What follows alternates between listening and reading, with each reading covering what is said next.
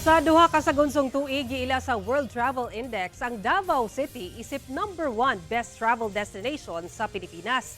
Sa miaging tuig, padayon ang pagbisita sa mga turista sa syudad kung asa nakatalaog 2 million ka tourist arrivals. Ang detalye sa report ni Argil Relator.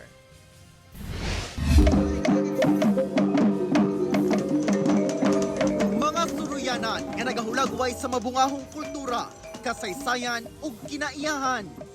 Mga lamiang pagkaon, festivals, ug syempre, ang Davaoenyo Hospitality ug ang masaligang Davao Safety and Security Coverage. Kana ang Davao City. Sa score nga 75.66, ang syudad nagparayong nanguna sa infrastructure, affordability, tourism experience ug overall visitor satisfaction. Base sa World Travel Index April 2026 report. Busa, deserve gayod nga magpabiling top 1 best travel destination sa Pilipinas sa 2025 ug karong tuiga ang Davao City.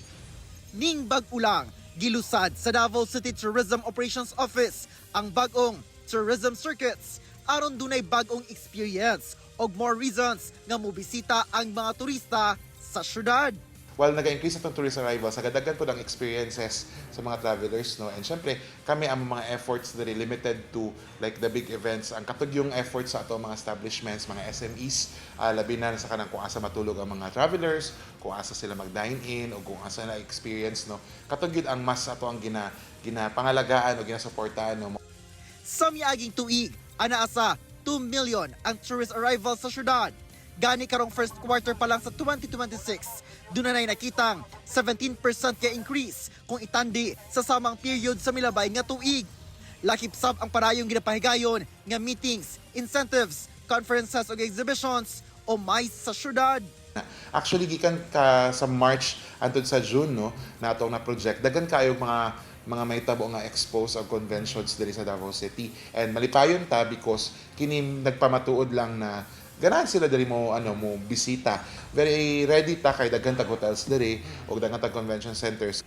Gipanukarana sa Tourism Office ang Duaw Davao sa second quarter sa tuig, Karayawan Festival sa third quarter ug ang Pasko Fiesta sa ulahing quarter sa tuig.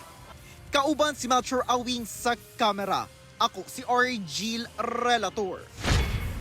1 Mindanao.